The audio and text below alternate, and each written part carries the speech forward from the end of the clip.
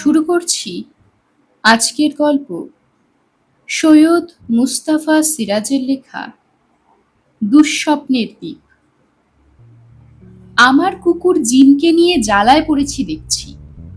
এমন নয় যে তাকে কখনো বন জঙ্গল পাহাড় পর্বতে আনিনি। এই তো মাস তিনেক আগে তাকে নিয়ে কাশ্মীরের বরফে ঢাকা পাহাড়ি মুল্লুকে ঘুরছি, কিন্তু জিমের এমন পালাই পালাই ভাবভঙ্গি তো কখনো দেখি না। প্রথমে ভেবেছিলাম একেবারে বিদেশ বিভূই জায়গায় এসে ওর বুঝি অসুখ বিসুখ করেছে। আমাদের সঙ্গে আছেন ভাগ্যক্রমে প্রাণী বিজ্ঞানী ডক্টর মুরলীধর প্রসাদ, নৈনিতালের লোক। তিনি জিমকে ভালোভাবে পরীক্ষা করে বলেছেন, জিম ইজ অল রাইট, ওর কিচ্ছু হয়নি। তবে কি জানেন জয়ন্তবাবু, মানুষের যেমন তেমনি সব প্রাণীরই এই একটা ব্যাপার আছে, সব জায়গায় মন টেকে না। ভেবে পাইনি এমন সুন্দর জায়গায় মন না টেকার কারণ কি থাকতে পারে। চারিদিকে নীল সাগরে ঘেরা এই দ্বীপের প্রাকৃতিক দৃশ্য মনোরম। আমাদের ক্যাম্পের সামনে সবুজ ঘাসে ঢাকা একটা সমতল মাঠ। সেখানে নির্ভয়ে হরিণের পাল চড়ে বেড়ায়। কখনো লুকোচুরি খেলতে আসে সাদা রঙের দু একটা খরগোশ। পাখিও কম নেই। ঝাঁক বেঁধে মাঠে নেমে তারা পোকামাকড় খুঁজে খায়। কিন্তু আশ্চর্য, জিমকে ছেড়ে দিয়ে দেখেছি সে অভ্যেস মতো পশু পাখিদের মিছে মিছে ভয় দেখিয়ে বা তাড়া করে মজা লুটতে ছোটে না। এমনকি তার প্রায় নাকের ডগায় কোনো পাখি বা খরগোশ বেয়াদপি করতে গেলেও জিম মুখেও ধমকায় না, খালি মুখ তুলে বোবার মতো তাকিয়ে থাকে। তার শরীর কেমন যেন থরথর করে কাঁপে। সবচেয়ে অদ্ভুত লাগে তার আচরণ। সন্ধ্যের দিকে ক্যাম্পের সামনে খোলামেলায় আগুন জ্বেলে আমরা যখন বসে গল্প সল্প করি, জিম আমার কোলে বসে মুখের ভিতর কি একটা অস্পষ্ট শব্দ করে। মাঝে মাঝে যেন সে ভীষণ চমকে ওঠে। সারা রাত যতবার ঘুম ভাঙে শুনতে পাই জিমের ওই বোবার মতো চাপা অদ্ভুত আওয়াজ। রাতের দিকে বেশ ঠান্ডা বলে তার গায়ে এক টুকরো কম্বল জড়ানো থাকে। দেখেছি জিম কম্বলের ভেতরে মুখটাও ঢুকিয়ে তালগোল পাকানো শরীরে পুটুলির মতো গুটিয়ে রয়েছে। ভয়েই কি? কিন্তু কিসের ভয়? এখানে ভয় পাওয়ার মতো কিছু দেখছি না তো। আজ ৩ দিন হলো আমরা এই দ্বীপে এসেছি। আমরা মানে ওই ডক্টর মুরলীধর প্রসাদ, আমি এবং আমাদের প্রখ্যাত বুড়ো ঘুঘু কর্নেল নীলাদ্রি সরকার। আর একজন সঙ্গীও অবশ্য আছে। সে কর্নেলের পুরাতন ভৃত্য শ্রীযুক্ত ষষ্ঠীচরণ। তাকে না আনলে এ অখাদ্য দ্বীপে না খেয়ে মরতে হতো। তবে শুধু রান্না বান্না নয়, ষষ্ঠীচরণ প্রহরী হিসেবেও বড় কড়া লোক, খুব চালাক চতুর, এবং এই প্রৌঢ় বয়সে তার গায়ের জোরের পরিচয় অনেকবার পেয়েছি। আজও কর্নেল ভোরবেলা ডক্টর প্রসাদকে নিয়ে বেরিয়ে গেছেন। সামনের মাঠের ওপারে উঁচু পাঁচিলের মতো বিশাল পাহাড় দ্বীপের একদিক থেকে অন্য দিক পর্যন্ত চলে গেছে। দ্বীপটাকে নাকি দুভাগে ভাগ করেছে পাহাড়টা।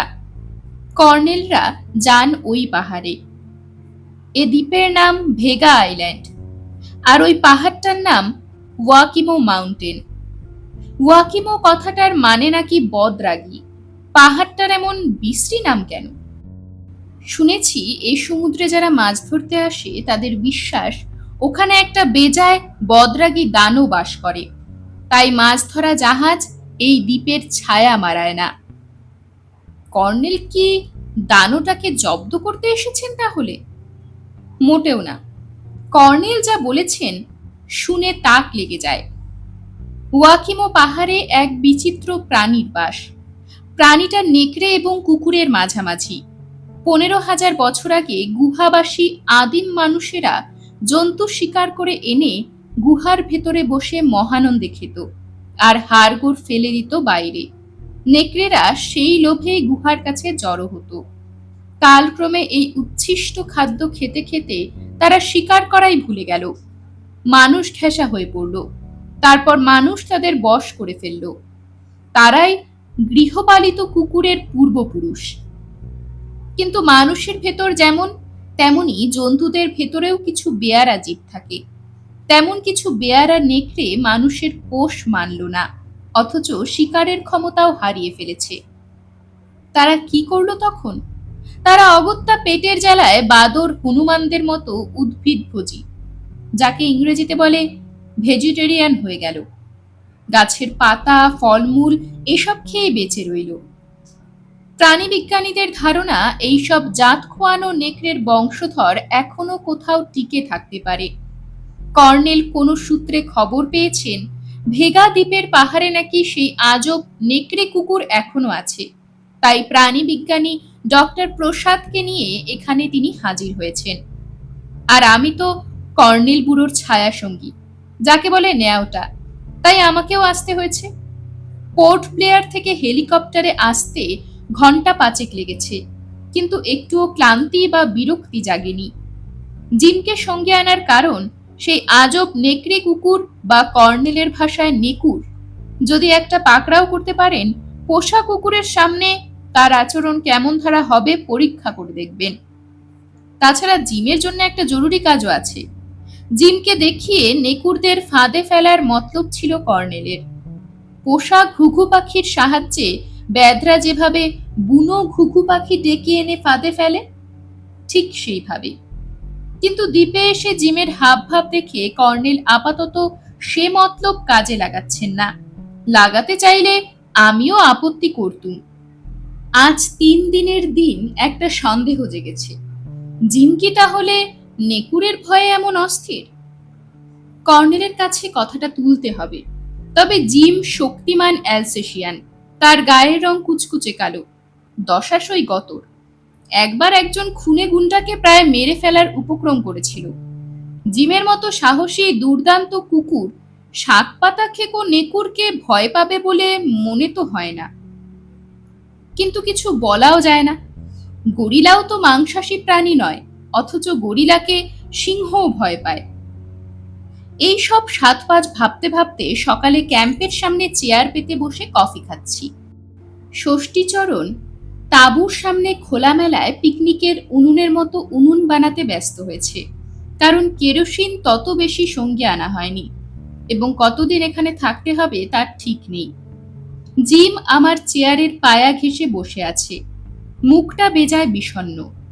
হঠাৎ ষষ্ঠীচরণ কাজ ফেলে আমার কাছে এসে কাচুমাচু মুখে একটু হেসে বলল, ছোট সাহেব, যদি কিছু মনে না করেন একটা কথা বলি। বললুম, অত বিনয়ের অবতার তো তোমায় কোনোদিন দেখিনি ষষ্ঠী, ব্যাপারটা কি?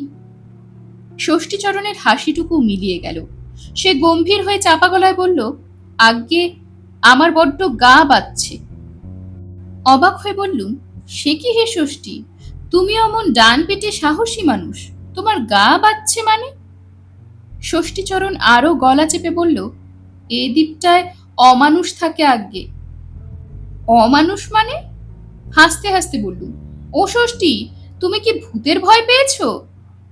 ষষ্ঠীচরণ এবার বসল, চারিদিকটা দেখে নিয়ে ভয়ার্ত চোখে তাকিয়ে ফিসফিস করে বলল, এমাত্র আমার উপর টুকটুক করে ঢিল পড়ছিল আপনার দিব্যি ছোট সাহেব।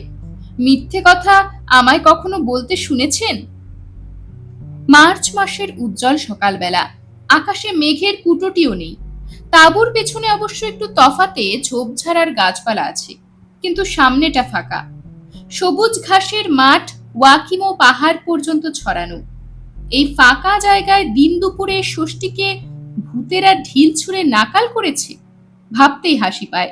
আমি হো হো করে হেসে বললুম, কই, চলো তো দেখি ভূতের কেমন সাহস। ষষ্ঠীচরণ বলল, বন্দুকটাও সঙ্গে নিন স্যার।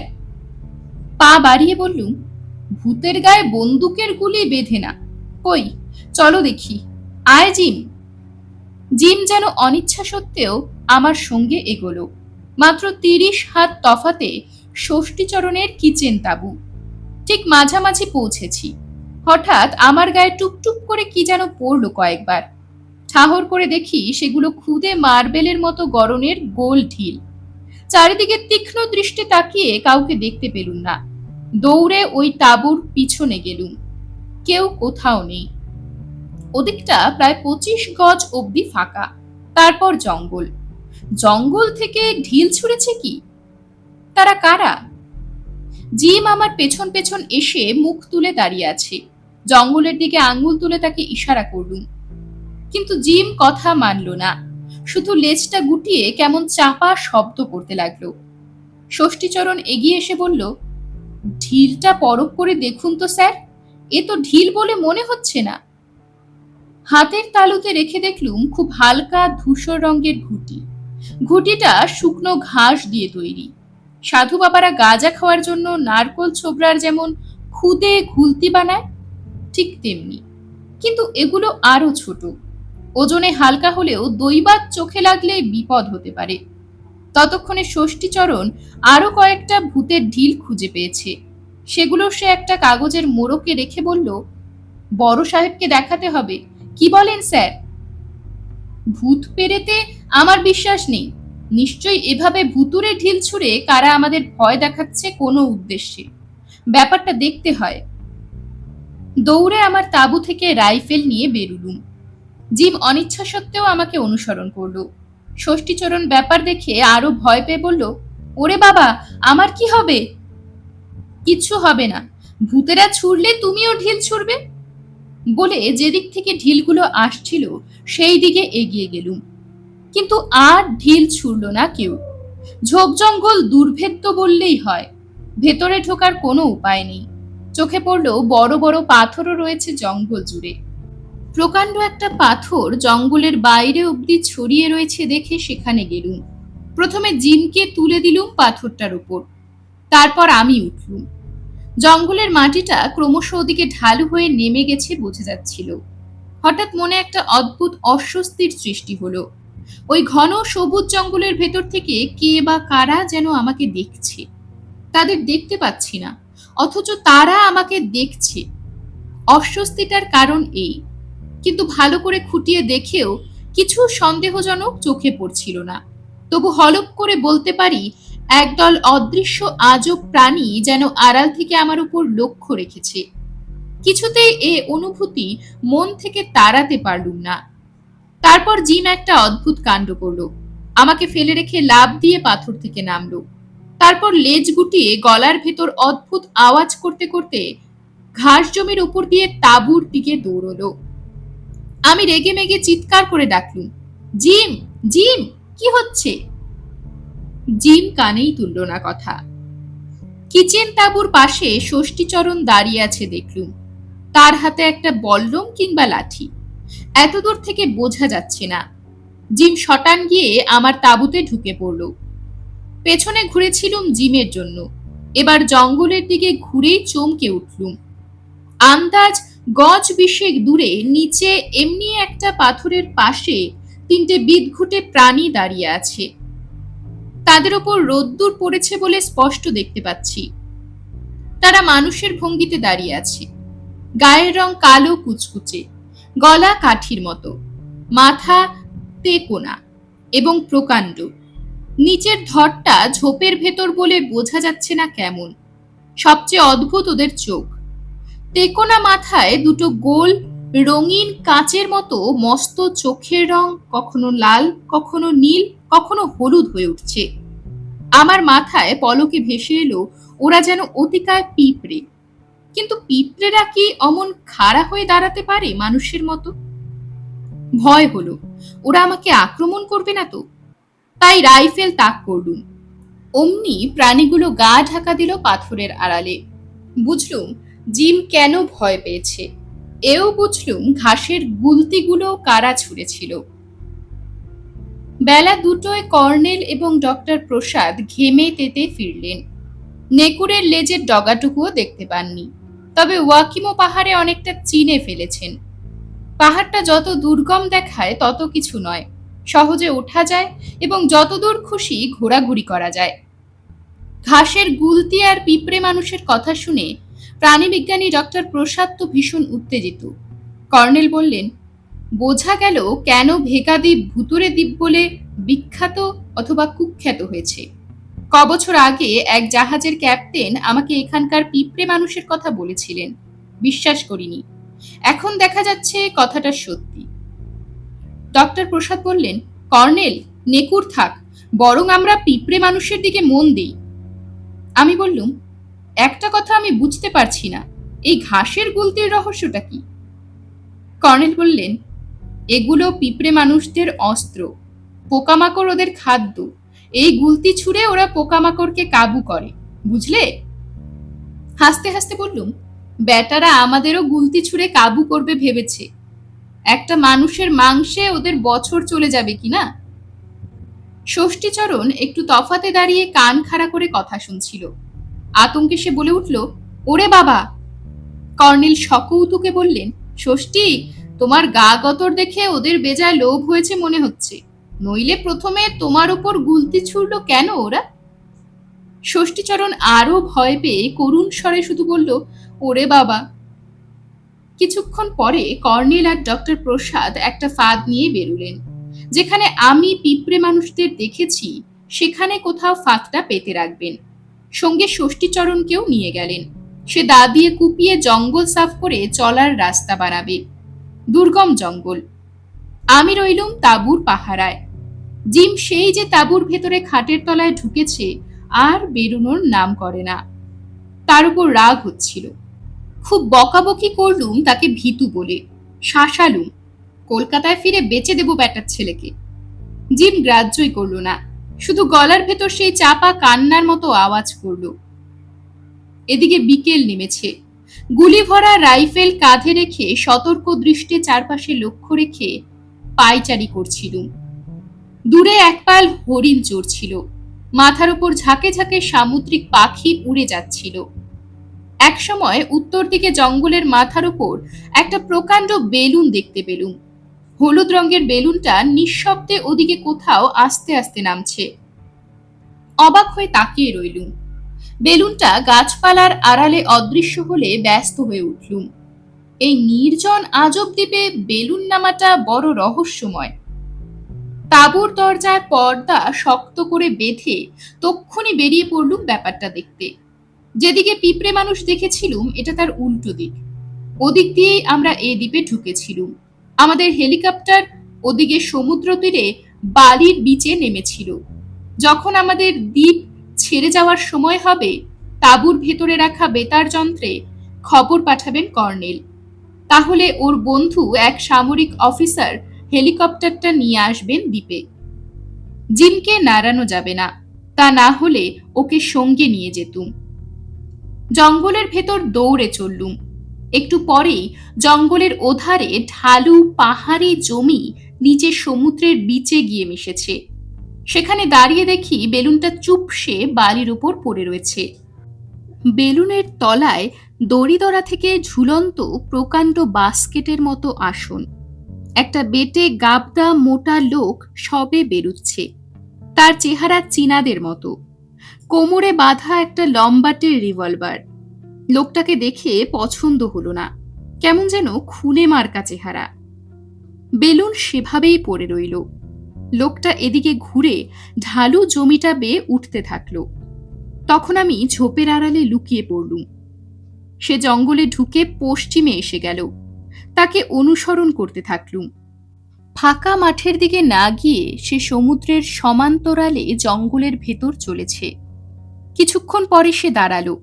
এদিক ওদিক তাকিয়ে পাথরের ওপর উঠল। তারপর 3 বার হাততালি দিল। জঙ্গলের ভেতর ছায়া ততক্ষণে আরো ঘন হয়েছে। তবু স্পষ্ট দেখতে পাচ্ছি ওর ক্রিয়াকলাপ। মিনিট খানেক পরে যা দেখলুম, আমার তো চক্ষু চড়ক গাছ। এ কি স্বপ্ন নাকি সত্যি সত্যি ঘটছে? পাথরের ওপাশ থেকে এক দঙ্গল পিঁপড়ে মানুষের আবির্ভাব ঘটেছে। লোকটা প্যান্টের পকেট থেকে মুঠো মুঠো কি সব জিনিস ছড়িয়ে দিল, আর পিঁপড়ে মানুষগুলো কাড়াকাড়ি করে তা কুড়িয়ে খেতে থাকলো। একটু পরে লোকটাকে দেখলুম ওদের সঙ্গে চলেছে। আমি আড়ালে আড়ালে কিছুটা এগিয়ে গেলুম, কিন্তু পাথরের কাছে এসে ওদের হারিয়ে ফেললুম। ওরা যেন বেমালুম উবে গেছে। এদিক ওদিক সাবধানে খোঁজাখুঁজি করেও ওদের পাত্তা পেলুম না। ততক্ষণে পশ্চিমে ওয়াকিমো পাহাড়ের আড়ালে চলে গেছে সূর্য। জঙ্গল থেকে দক্ষিণে এগিয়ে ফাঁকা মাঠটায় পৌঁছলুম। তাঁবুর দিকে প্রায় দৌড়ে চললুম। জিমের জন্য ভাবনা হচ্ছিল। আমার তাঁবুর সামনে গিয়ে থমকে দাঁড়াতে হলো। দরজার পর্দা ছেঁড়া। শুধু ছেঁড়া নয়, কুটি কুটি করে কেটে কেউ বা কারা ছড়িয়ে রেখেছে। ভেতরে ঢুকে চেঁচিয়ে ডাকলুম, জিম, জিম। জিমের সাড়া নেই। ক্যাম্প খাটের তলা ফাঁকা। টর্চ জেলে তাঁবুর ভেতরটা ভালো করে দেখে নিলুম। জিম নেই। রাগে দুঃখে বাইরে বেরিয়েছি। কর্নেলদের সাড়া পাওয়া গেল। সন্ধ্যার আবছা আলোয় ওদের দেখা যাচ্ছিল। কথা বলতে বলতে হেঁটে আসছেন তাঁবুর দিকে।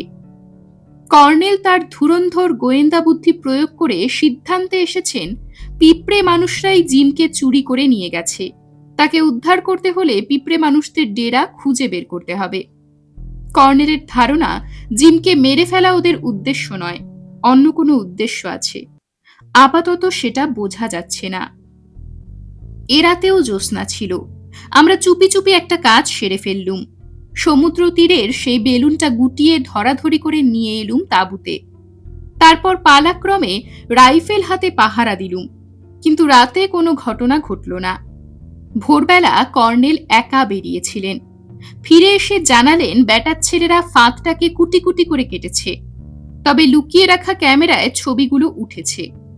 কর্নেলের ক্যামেরার কীর্তিকলাপ আমার জানা। অন্ধকারেও ছবি তুলতে ওস্তাদ। ছবিগুলো প্রিন্ট করে দেখালেন। পিঁপড়ে মানুষেরা ফাঁদ কিভাবে দাঁত দিয়ে কাটছে তার পরিষ্কার ছবি উঠেছে। ব্রেকফাস্ট সেরে আমি, কর্নেল ও ডক্টর প্রসাদ বেরিয়ে পড়লুম উত্তর দিকের জঙ্গলে, যেখানে কাল সন্ধ্যায় বেলুনের লোকটাকে অদৃশ্য হতে দেখেছি। সেই পাথরের কাছে গিয়ে দিনের আলোয় একটা ব্যাপার দেখতে পেলুম। পাথরের গায়ে সাদা আঁকিবুকি রয়েছে। পিঁপড়ে মানুষদের ছবি আঁকার শখ, নাকি ওতে কিছু লেখা রয়েছে? তাহলে স্বীকার করতে হয় ওরা মানুষের মতো লেখাপড়াও করে।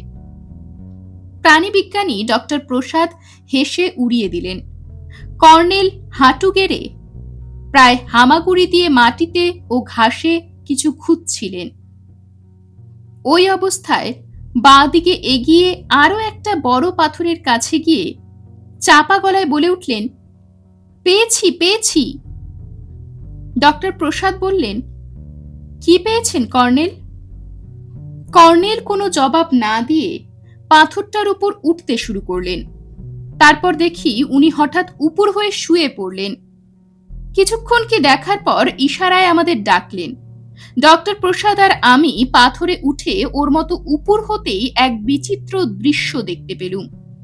পাথরের ওদিকে ঢালু হয়ে মাটিটা নেমে গেছে এবং একটা বিশাল গর্তের মতো সমতল জায়গায় অসংখ্য প্রকাণ্ড উই ঢিবির মতো রয়েছে। ঢিবির দরজা আছে এবং জানলার মতোই ফোকরও আছে কয়েকটা।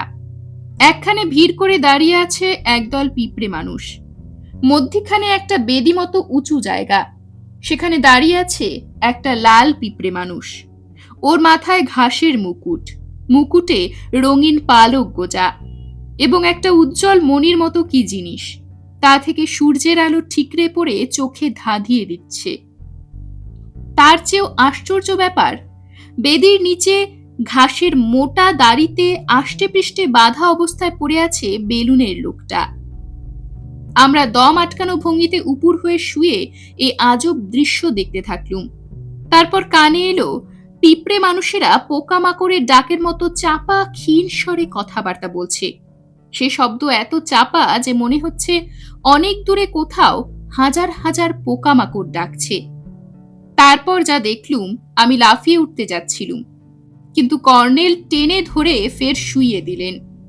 সামনেকার একটা ঢিবিঘর বেশ বড়, প্রায় ফুট 6 উঁচু এবং ফুট 3 চওড়া। সেটা নিশ্চয়ই রাজার বাড়ি।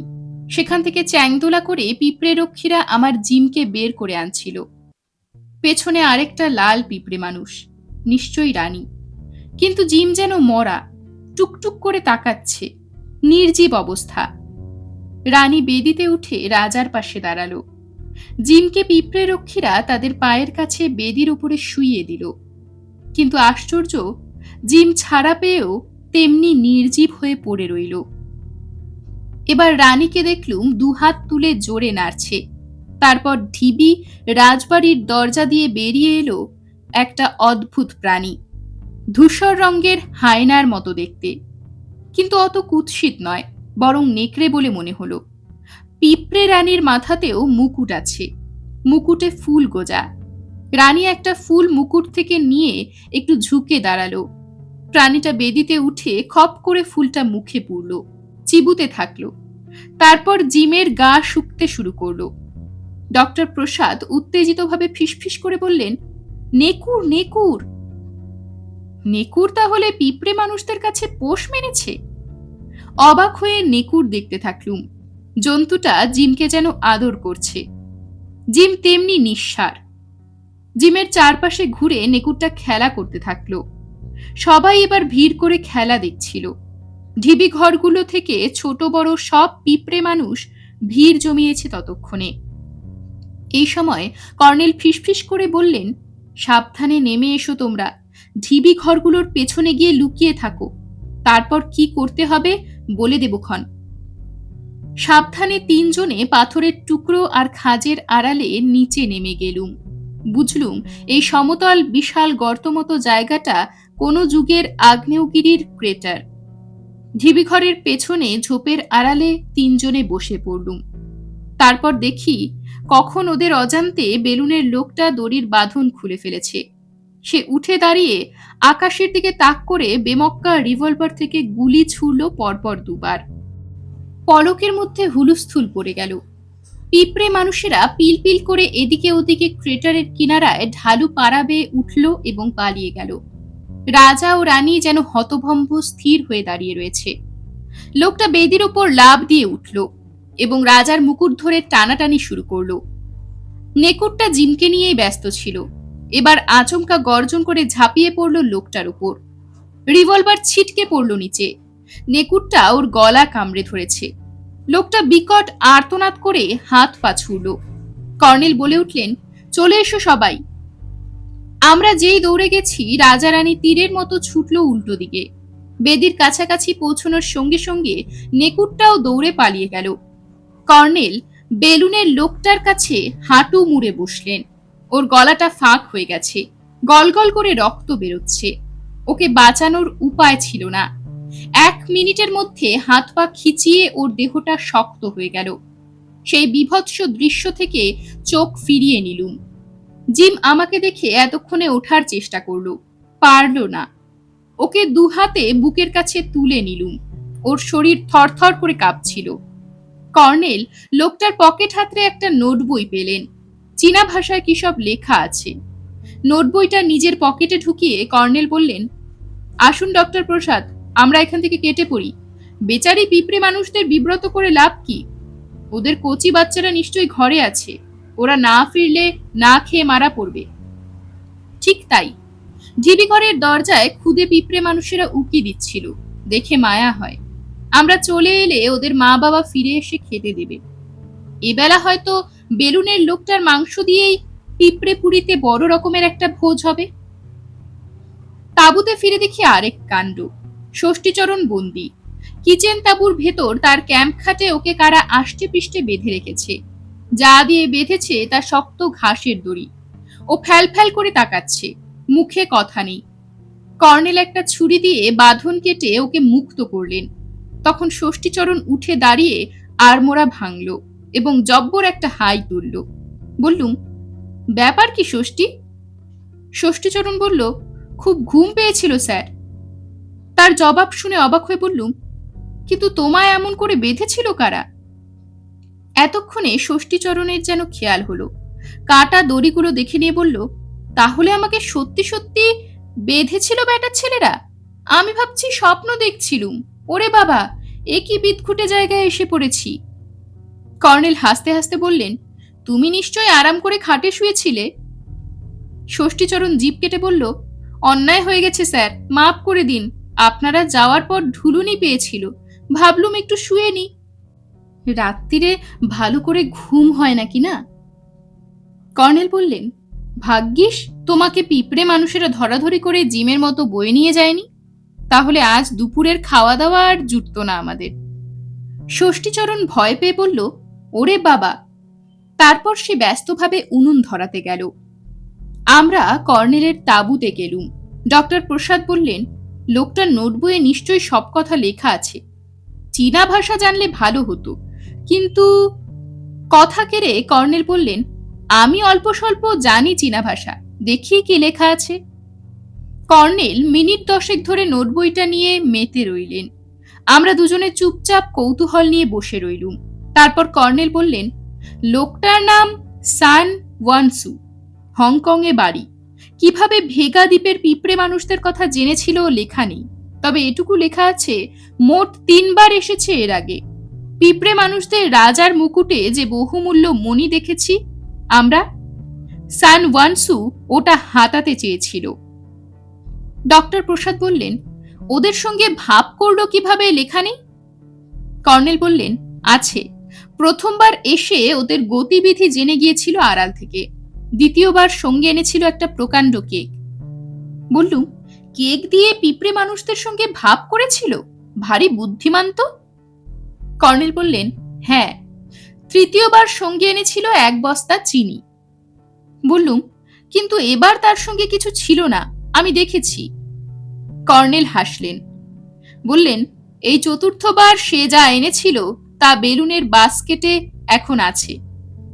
ওই যে দেখছো প্যাকেট বাঁধা জিনিসটা, ওটা লজেন জুস। আমরা সবাই একসঙ্গে হেসে উঠলুম। কর্নেল ফের বললেন, প্যাকেটটা সঙ্গে নিয়ে কেন যায়নি? কর্নেল হাসলেন, বললেন, এই চতুর্থবার সে যা এনেছিল তা বেলুনের বাস্কেটে এখন আছে। ওই যে দেখছো প্যাকেটে বাঁধা জিনিসটা, ওটা লজেন জুস। আমরা সবাই একসঙ্গে হেসে উঠলুম। কর্নেল ফের বললেন, প্যাকেটটা সঙ্গে নিয়ে যায়নি কেন একটু ভাবলেই বোঝা যায়। আমার মনে হচ্ছে পিঁপড়ে মানুষদের রাজাকে সে সমুদ্রের ধারে তার বেলুনের কাছে নিয়ে যেতে চেয়েছিল। হয়তো বলেছিল ওখানে গেলেই রাজাকে উপহারটা দেবে। তার মতলব ছিল ওইভাবে ডেকে নিয়ে গিয়ে মণিটা কেড়ে নিয়ে বেলুনে চড়ে পালাবে। কিন্তু পিঁপড়ে মানুষেরা বুদ্ধিমান, ওর মতলব টের পেয়েছিল। আমার বুদ্ধি খেললো এবার। বললুম, তা নয়। বেলুনটা আমরা নিয়ে এসেছিলুম বলে সমুদ্রের ধারে গিয়ে যখন পিঁপড়ে মানুষেরা কিছু পায়নি, তখন রেগে গিয়ে ওকে বন্দি করেছিল। কর্নেল সায় দিয়ে বললেন, মন্দ বলনি জয়ন্ত, সম্ভবত। কর্নেলের কথা হঠাৎ বন্ধ হলো। উনি কোণের দিকে গুটিয়ে রাখা বেলুনটার দিকে হঠাৎ এগিয়ে গেলেন। তারপর বলে উঠলেন, সর্বনাশ, বেলুনের অবস্থাটা কি করেছে, কুটি কুটি করে রেখে গেছে যে। আমিও ডক্টর প্রসাদ হুমড়ি খেয়ে দেখতে লাগলুম। বেলুনের ভাঁজ করা রবারটা আর আস্ত নেই, ঝাঁঝরা হয়ে রয়েছে। তার মানে বেলুনটা আর ওড়ানো যাবে না। দোলনার মতো বাস্কেটটা টিকে আছে, তার মধ্যে বসার আসন, লজেন্সের প্যাকেট, অল্প স্বল্প কলকবজা রয়েছে। পিঁপড়ে মানুষেরা সেসব ছোঁয়নি। লজেন্সের প্যাকেটটা অন্তত নিয়ে পালানো উচিত ছিল। কেন নেয়নি? ডক্টর প্রসাদ একটু হেসে বললেন, আমরা লজেন্সগুলো দিয়ে ওদের সঙ্গে ভাব করব। কি বলেন কর্নেল? কর্নেল গম্ভীর মুখে বললেন, ওই লজেন্সে তীব্র বিষ মেশানো আছে ডক্টর প্রসাদ। আমরা দুজনে আঁতকে উঠলুম। সে কি, কিভাবে বুঝলেন? কর্নেল বললেন, ওই দেখো, কত ক্ষুদে পিঁপড়ে আর পোকামাকড় মরে পড়ে রয়েছে। তাই দেখে পিঁপড়ে মানুষেরা প্যাকেটটা ছোঁয়নি। এবার আশা করি বুঝতে পারছো লোকটাকে কেন ওরা অমন আষ্টে পৃষ্ঠে বেঁধে শাস্তি দিচ্ছিল। ডক্টর প্রসাদ বললেন, সর্বনাশ, পিঁপড়ে মানুষেরা দেখছি ভারী ধূর্ত। আমরা বেরিয়ে গেছি আর ওরা সেই ফাঁকে এত সব কাণ্ড করেছে। তার মানে ওরা সারাক্ষণ আমাদের চোখে চোখে রেখেছে, কিন্তু ওদের আস্তানা থেকে আমরা এত দূরে রয়েছি। আমরা ওদের আস্তানায় পৌঁছানোর আগেই অত তাড়াতাড়ি কিভাবে ওরা এখানে এলো এবং ফিরে গেল? কর্নেল বললেন, সেটা একটা রহস্য বটে। আমার মনে হচ্ছে এখানে কোথাও একটা সিধে পথ আছে, মাটির তলায় তলায়। অর্থাৎ পিঁপড়ে মানুষদের বসতি এখান থেকে উত্তর পশ্চিম কোণে মাইলটাক দূরে। ওদিকটা জঙ্গল আর পাহাড়ে বড় দুর্গম দেখাচ্ছে। এই সময় হঠাৎ জিম একটা চাপা গড়গড় আওয়াজ করল, আগের আতঙ্ক মেশানো আওয়াজ। তারপর এক বিচিত্র দৃশ্য দেখলুম। আমাদের সামনে খোলামেলা ঘাসের মাঠে আচম্বিতে পিলপিল করে কালো রঙের পিঁপড়ে মানুষ যেন মাটি খুঁড়ে বেরুলো। অসংখ্য জায়গা থেকে অসংখ্য পিঁপড়ে মানুষ, আর তাদের সঙ্গে সেই নেকুরের পাল। বুঝলুম অজস্র গর্ত ছিল ঘাসের আড়ালে, ওগুলো সুড়ঙ্গ পথ। সেখান দিয়ে বেরিয়ে গোটা মাঠ জুড়ে একটা মোটা কালো রেখার মতো দাঁড়িয়ে আছে ওরা, আর সামনে একটা করে নেকুর নিয়ে একজন করে পিঁপড়ে মানুষ। নিশ্চয়ই ওরা সেনাবাহিনী। তারপর দীর্ঘ সেই কালো রেখা অর্ধবৃত্তাকার হয়ে এগিয়ে আসতে থাকলো আমাদের দিকে। কতক্ষণ হতবাক হয়েছিলুম কে জানে। হঠাৎ কর্নেল চেঁচিয়ে উঠলেন, সমুদ্রের কাছে চলো সবাই, সমুদ্রের কাছে। তারপর দৌড়ে তাঁবুতে গিয়ে ঢুকলেন। কখন ষষ্ঠীচরণ রান্না ফেলে আমাদের পাশে এসে দাঁড়িয়েছে জানি না। সে বলে উঠল, ওরে বাবা! আমি রুদ্ধশ্বাসে বললুম, রাইফেল এনে গুলি ছুরি কর্নেল। কর্নেল তাঁবুর ভেতর থেকে শুনতে পেয়ে বললেন, না জয়ন্ত, গুলি করে ওদের শেষ করা যাবে না। সারা দ্বীপের মাটির তলায় তলায় দুর্গের মতো কোটি কোটি পিঁপড়ে মানুষ রয়েছে মনে হচ্ছে। এসো সবাই সমুদ্রের দিকে পালাই। আমরা চারজনে সবকিছু ফেলে পূর্বের সমুদ্রের দিকে দৌড়ে চললুম। কর্নেল শুধু বেতার যন্ত্রটা সঙ্গে নিয়েছেন দেখা গেল। যখন বিচে পৌঁছলাম তখন আমাদের দম আটকানো অবস্থা। বুঝতে পারছিলুম না এখানে কিভাবে ওদের হাত থেকে বাঁচব। এদিকে সমুদ্র অনেকটা শান্ত। কর্নেল সোজা জলে নেমে গিয়ে ডাকলেন, এসো জয়ন্ত, আসুন ডক্টর প্রসাদ, আমরা এখন নিরাপদ। ষষ্ঠীচরণ কর্নেলের দিকেই জলে নেমেছে। ঢেউয়ের ঝাপটায় কোমর অবধি ভিজে যাচ্ছে ওদের। আমি ডক্টর প্রসাদও ওদের কাছে গেলুম। বললুম, কর্নেল, আমরা এখানে কিভাবে নিরাপদ? ওই তো ওরা এগিয়ে আসছে। কর্নেল বেতার যন্ত্রের চাবি ঘুরিয়ে কোনো বেতার ধরে রেখেছিলেন। বললেন, ওরা জলকে বড় ভয় পায়। জিমকে আমি দুহাতে বুকের কাছে ধরে রেখেছি, সে থরথর করে কাঁপছে। বিচের ওধারে উঁচু ঝোপঝাড়ের ভেতর থেকে নেমে আসছে পালে পালে নেকুর। বিভৎস তাদের মুখের ভঙ্গি, জিভ লক লক করছে। পিঁপড়ে মানুষেরা তিরিং বিরিং করে নাচতে নাচতে আসছে ওদের পেছন পেছন। বিচের বালিতে এসে ওরা থমকে দাঁড়ালো। কর্নেল বেতার যন্ত্রে কার সঙ্গে কথা বলছিলেন। শুনলুম উনি বললেন, হা হা, ভেগা আইল্যান্ড, শিগগির হেলিকপ্টার নিয়ে আসুন, আমরা বিপন্ন। ষষ্ঠীচরণ চোখ বুজে ঠকঠক করে কাঁপছে এক হাঁটু জলে। জিম আমার বুকে মুখ লুকিয়েছে। ডক্টর প্রসাদ বিড়বিড় করে বলছেন, আহা, ক্যামেরাটা আনলে কত ভালো হতো। কেউ কি বিশ্বাস করবে আমাদের কথা? কথাটা কানে যেতেই কর্নেল প্রায় আর্তনাদ করে বললেন, ওই যা, আমার ক্যামেরাটা আর কি ফিরে পাবো? কি ভুলো মন আমার। উজ্জ্বল রোদে সোনালী বিচের ওপর পালে পালে জিভ বের করে নেকুর আর অসংখ্য পিঁপড়ে মানুষ একইভাবে দাঁড়িয়ে। ঘরের ছেলে বেঁচে পড়তে ভেগা আইল্যান্ড থেকে ঘরে ফিরতে পেরেছিলুম, এই যথেষ্ট। দিন সাতেক পরে পোর্ট ব্লেয়ার থেকে কর্নেল তার বন্ধু বিমান বাহিনীর সেই জাদরেল অফিসারের সাহায্যে হেলিকপ্টারে চেপে ভেগা দ্বীপে তার এই অদ্ভুত ক্যামেরা আর আমার রাইফেলের খোঁজে পাড়ি জমিয়েছিলেন। কিন্তু কোথায় ভেগা দ্বীপ? দ্বীপটা যেন বেমালুম তলিয়ে গেছে ভারত মহাসাগরে। অনেক ওড়াউড়ি করে তারা ফিরে আসেন। এখন কর্নেল বলেন, তাহলে কি আমরা চারজনেই একই রকম বিদঘুটে স্বপ্ন দেখেছিলুম? ষষ্ঠীচরণ বলে, তার বলতে? আমিও সায় দিয়ে বলি, ঠিক ঠিক, স্বপ্নই বটে। তবে যদি ক্যামেরা বা রাইফেল হারায় তাহলে তো বড় রহস্যের ব্যাপার। ও কর্নেল, জীবনে এত রহস্যের সমাধান করেছেন, এটা করবেন না? কর্নেল উদাসভাবে শুধু বলেন, তাই তো। এরকমই আরো সব গল্প পেতে চ্যানেলটিকে সাবস্ক্রাইব করে দেবেন। আর গল্পটি যদি ভালো লেগে থাকে তাহলে লাইক, শেয়ার আর কমেন্ট করে দেবেন।